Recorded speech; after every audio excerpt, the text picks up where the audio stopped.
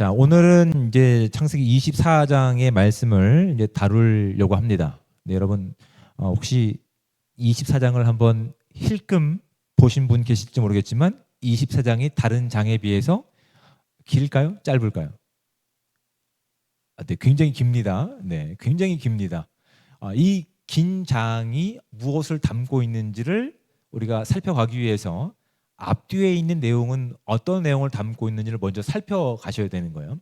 22장에는 어떤 이야기가 있냐면 이제 이삭을 바치는 내용이 언급되고 있죠. 그렇죠?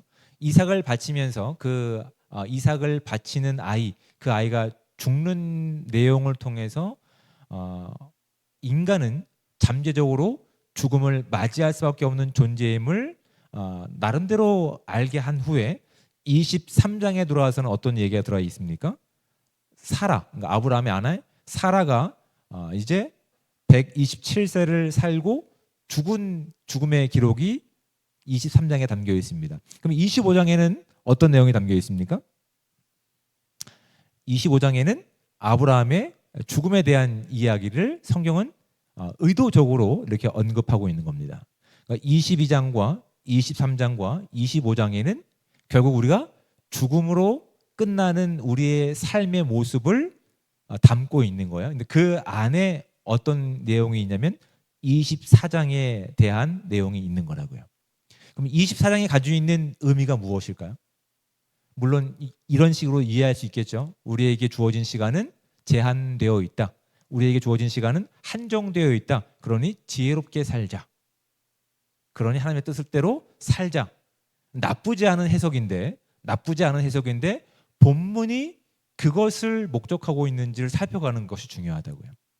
본문 24장에서는 우리가 죽음으로 끝난 인생이니까 그렇게 우리에게 주어진 시간을 보람되고 아름답게 살자, 그렇게 주어지지 않고 우리는 시간의 한계를 살아가는 존재이지만 하나님의 약속은 우리의 죽음과 상관없이 변함없이 이어져 가서 결국엔 하나님께서 기뻐하신 내용 가운데 열매 맺는 삶으로 끝납니다 라고 24장이 갖고 있는 의미가 거기에 있는 거예요. 그러니까 우리가 죽음으로 끝날 수밖에 없지만 하나님의 약속은 거기서 멈추는 것이 아니라 흘러가서 하나님께서 원하시는 아름다운 목적, 하나님의 꿈이 이루어지는 삶이 진짜 우리에게 주어진 이 땅에서의 삶인 것을 이제 이삭의 죽음과 사라의 죽음과 아브라함의 죽음을 통해서 그리고 그 안에 있는 사이에 껴여 있는 24장을 통해서 우리가 확인하게 되는 아주 중요한 내용이에요. 결론적으로 아브라함과 사라는 그의 인생 가운데 민족을 이룰 만한 많은 어떤 후손들을 남기지 않았어요. 그렇죠?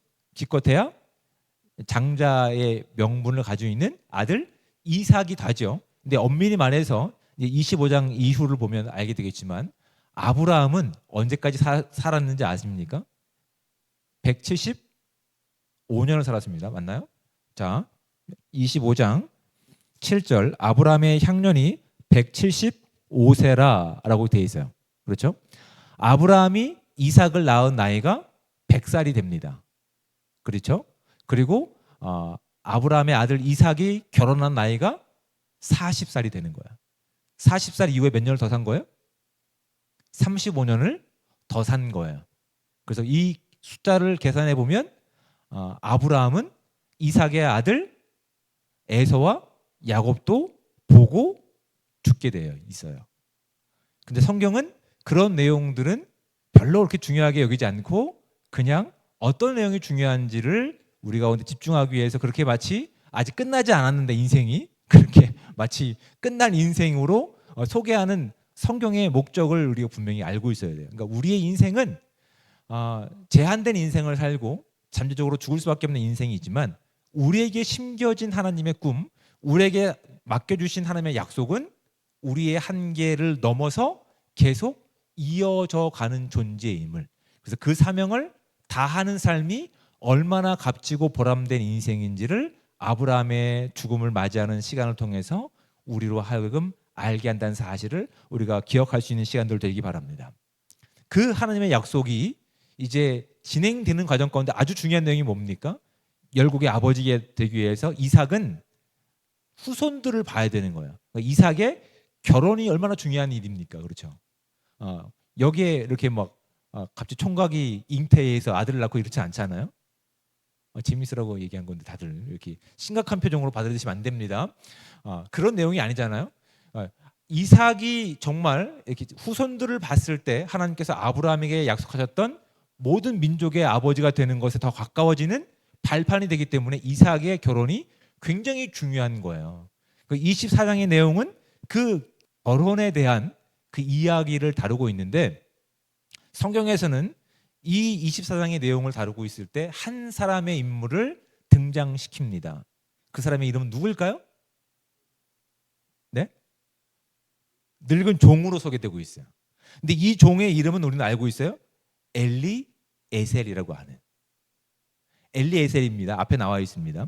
근데 본문은 이 엘리에셀이라고 하는 종의 이름이 있음에도 불구하고 종의 이름을 언급하고 있지 않아요.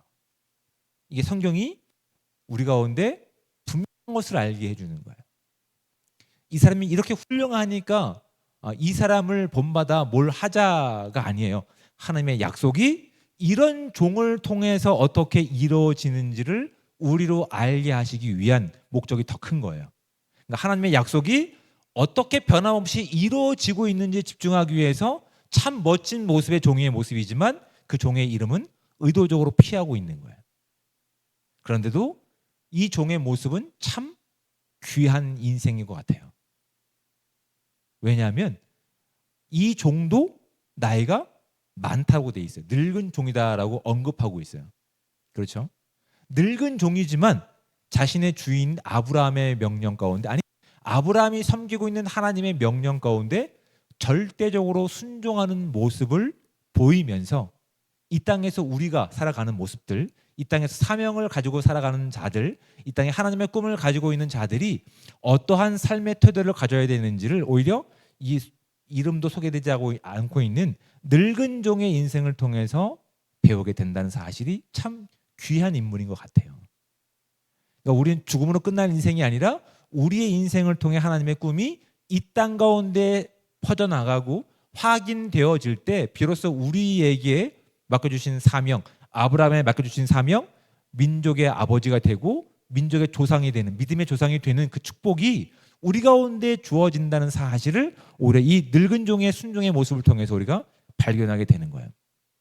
그렇다면 본문을 좀 살펴가기 전에 여러분 이런 질문 하나를 우리가 가질 수 있을 것 같아요.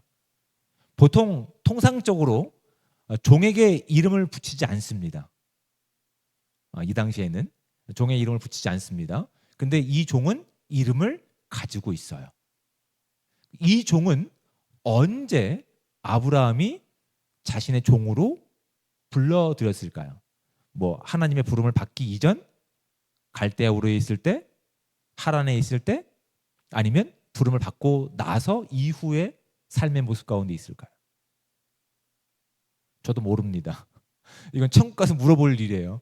언제 부름을 받았는지는 알지 못해요. 다만 분명히 알 수 있는 것은 이 종은 이름을 가지고 있다는 거예요. 그의 이름은 엘리에셀이에요. 이 의미는 하나님이 도우시는 분이라는 뜻인 거예요. 그러니까 적어도 이렇게 이해할 수 있죠. 하나님의 부름을 받기 이전에 아브라함이 그를 종으로 선택했다고 한다면 하나님의 부름을 받은 이후에 그에게는 그가 신뢰할 만한 종이 있었는데 그에게 이름을 줄 만큼 아브라함과 이 종의 관계는 단순히 주인과 종의 관계가 아니라 존경과 사랑과 친밀함의 관계로 성장했다는 것을 우리는 확인할 수 있게 되는 거예요. 그래서 이삭이 아직 약속으로 주어지기 전에 하나님께서 그에게 찾아가셔서 하나님의 꿈을 아브라함에게 말씀하셨을 때 오히려 아브라함이 뭐라고 말했냐면 하나님 제 이 나이에 무슨 자녀를 보겠습니까? 그냥 내 종 엘리에셀이 하나님의 약속을 이어받기를 원합니다라고 고백했을 정도로 아브라함과 이 종의 관계는 참 돈독했다는 사실을 우리가 분명히 알게 됩니다. 그런데 지금 같이 늙어가고 있는 시간 가운데 있는 거예요. 그런데 하나님의 약속이 이루어지기 위해서 하나님의 약속이 성취되기 위해서 가장 중요한 일, 이삭이 결혼하는 문제에 대해서 아브라함은 이 모든 권한을 지금 누구에게 맡기고 있는 거예요? 2절 말씀 가운데 아브라함이 자기 집 모든 소유를 맡은 늙은 종에게 이르되 청하건대 내 허벅지 밑에 내 손을 넣으라라고 얘기하면서 이제 하나님의 약속이 이어갈 그 중차대한 이야기를 내용을 이 늙은 종에게 맡기고 있는 거예요. 여러분 단순히 이것을 그냥 뭐 성경에 기록되고 있는 내용이니까 그냥 그렇게 됐나 보다라고 여기지 말고 오늘 우리의 시대 가운데 이 이야기를 한번 적용해 보기 원합니다. 저와 여러분의 인생 가운데서 하나님의 꿈이 이루어지는, 하나님의 목적이 이루어지는 일 가운데 내가 전적으로 나의 모든 것을 맡길 만한 친구 같은 존재가 내 옆에 있느냐를 한번 점검해 보셔야 돼요. 아니면 내가 그 사람에게 이 종과 같은 성실함과 신뢰감을 가지고 그 사람에게 모든 것을 순종할 준비가 됐는지도 살펴보실 수 있어야 돼요. 내가 그런 사람이 있느냐, 아니면 내가 어느 누구에게 그런 사람이 될 수 있느냐. 여러분 이건 쉽지 않은 것 같아요. 왜냐하면 제가 지금까지 신앙생활하면서 한국 사회에서, 한국 교회에서 이렇게 이런 얘기를 참 많이 들어요. 신앙생활 참 외롭다라는 얘기를 들어요. 근데 성경적으로 봤을 때 그거는 전혀 복음적이지 않아요. 아브라함도 그의 인생 가운데서 하나님의 약속이 성취되고 변함없이 이루어지는 과정 가운데 어떤 사람이 있는 거예요? 모든 것을 맡길 만한, 신뢰할 만한 관계가 옆에 있는 거예요. 그 종이 그 역할을 해준 거라고요. 그럼 적어도 우리의 인생 가운데서 우리가 물론 뭐 주인과 종의 관계는 아니겠지만 믿음의 어떠한 고민들과 믿음의 어떠한 내용들을 가지고 함께 나누고 기도해 줄 만한, 정말 신뢰할 만한, 하나님의 꿈을 공유할 만한 정말 믿음의 동역자가 있느냐, 내가 그 믿음의 동역자가 되어주느냐라고 하는 문제에 대해서는 우리가 진지하게 고민해 보면서 적어도 우리가 그 역할 가운데 하나님의 꿈이 성취되는 것을 함께 꿈꾸기를 여러분께 축복드립니다. 아직 없다고 한다면 늦지 않았습니다. 찾아보시는 거예요. 아니면 내가 먼저 되어주는 거예요. 내가 되어주는 거예요. 적어도 그 사람에게 신앙생활 참 외롭다라는 소리가 들리지 않게끔 내가 그를 위해 기도하고 그의 이야기를 들어주고 그 들은 이야기를 다른 누구에게 떠드는 것이 아니라 하나님께 아뢰할 수 있는 삶이라고 한다면 적어도 그 이야기를 꺼내는 그 한 사람에게는 우리가 귀한 믿음의 동역자가 될 줄 믿습니다. 성경은 이 늙은 종에 대한 이름은 언급하고 있지만 그 태도를 정확하게 얘기하고 있는 거예요. 하나님의 약속이 성취되는 시간 가운데서 이름도 드러나 있지 않는 이 늙은 종을 기록하면서 내가 너희에게 이야기하는 모든 시간 가운데 너희가 그 사람이 되어주면 안 되겠니? 너의 이름이 드러나는 것이 아니라 하나님의 꿈이 이루어지는 과정 가운데 너희가 그 사람이 되어주진 않겠니? 라고 하는 마음이 하나님의 마음으로 읽혀지는 것이 참 귀한 것 같아요. 도전받게 되는 것 같아요. 여러분 신앙생활 외롭지 않게 되기를 주님으로 축복을 드립니다. 그런 사람을 찾기보다 내가 먼저 되어주는 삶 되시기를 주님으로 축복을 드립니다. 아브라함은 그것을 이제 그의 전 인생을 통해서 경험하게 된 거야. 그래서 그는 지금 이삭의 아내를 어디서 얻으라고 하는 거예요? 자기의 친족에게서 얻으려고 하는 거예요. 그 땅에서도 충분히 얻을 수 있습니다. 그렇죠. 근데 왜 아브라함은 굳이 그 먼 곳까지 가서 친족에게 가서 이삭의 아내를 얻으라고 할까요? 세상적인 조건을 보지 않는 거예요. 그 땅에서 충분히 유력한 사람들의 집안과 결혼을 할 수 있어요. 그런데 아직 그 땅은 하나님을 알지 못하는 사람들 가운데 충만한 땅이었어요. 하나님의 약속이 잘못 드린 며느리로 인해서 변질될 것을 아브라함은 지극히 걱정하고 있는 거예요. 그래서 그의 충분한 시행착오를 통해서 아니 내가 원하는 방식이 아니라 세상이 익숙한 방식이 아니라 나는 이젠 하나님의 방식을 가지고 하나님의 꿈이 성취되고 하나님의 약속이 성취되는 것을 내가 이 눈에 흙이 들어가기 전까지 절대 포기하지 않겠어. 그러니 2절 말씀 가운데 자기의 집 모든 소유를 맡은 늙은 종에게 부탁하는 겁니다. 내 허벅지 밑에 손을 넣으라 라고 얘기하면서, 여러분 이 허벅지라고 하는 관용적인 표현입니다. 허벅지는 양 다리를 이야기하죠. 그 다리에 남자의 성기가 있어요. 근데 이 남자의 성기는 더군다나 아브라함뿐만 아니라 아브라함이 속한 집안에는 어떤 흔적이 있을까요? 네, 할례가 있는 거예요. 그러니까 우리의 능력과 우리의 실력이 아니라 우리의 인생에는 하나님의 흔적이 새겨져 있는, 하나님의 약속이 담겨 있는 흔적이 여기 있다. 그러니 하나님의 약속이 담긴 내 허벅지 밑에 손을 대고 하나님의 약속의 근거를 가지고 너는 내게 답하라라고 얘기하고 있는 거예요. 그 3절 말씀을 보십시오. 내가 너에게 하늘의 하나님 땅의 하나님이신 여호와를 가리켜 맹세하게 하노니라고 얘기하는 거라고. 네가 나와의 관계 가운데서 지금까지 좋지 않았어? 그러니까 나를 위해서 하지 마라. 나에게 약속하신 그 약속을 이뤄가시는 하나님의 그 언약에 손을 얹고 네가 다짐하고 맹세하기를 원한다. 너는 내가 거주하는 이 땅이 아니라 내 민족에게, 4절 말씀, 내 고향 내 족속에게로 가서 내 아들 이삭을 위하여 아내를 택하라라고 하나님의 약속이 그냥 변질되고 왜곡되는 것을 극도로 경계하는 모습을 우리는 아브라함에게 당부하는 모습을 통해서 발견하게 됩니다. 그래서 이 종은 그 이야기를 듣고 갔을까요? 안 갔을까요? 당연히 갔기 때문에 24장의 내용이 긴 겁니다. 근데 본문은 우리 가운데 그 거리가 얼마만큼인지는 설명하고 있지 않죠. 근데 아브라함이 지금 거주하고 있는 가나안 땅 헤브론에서 그 친족이 있는 땅으로 가게 되면 키로수로 계산하면 1900km가 됩니다. 네. 근데 서울에서 부산까지 407km인가요? 414km인가요? 그렇죠? 1900km가 됩니다. 그러니까 약 걸어서 한 50일에서 한 6, 70일까지는 걸리는 시간이에요.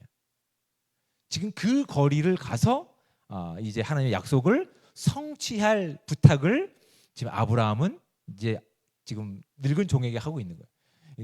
성경은 늙은 종이라고 얘기하고 있는 거예요. 체력도 없고, 그리고 이제 충분히 젊은 사람이 충분히 있지만 아브라함은 하나님의 약속에 담긴 중차대한 일에 대해서 아무한테나 맡기는 것이 아니라, 능력 있는 사람한테 맡기는 것이 아니라 하나님을 두려워하고 있는 사람에게 맡긴다는 사실을 우리가 본문을 통해서 확인하게 됩니다.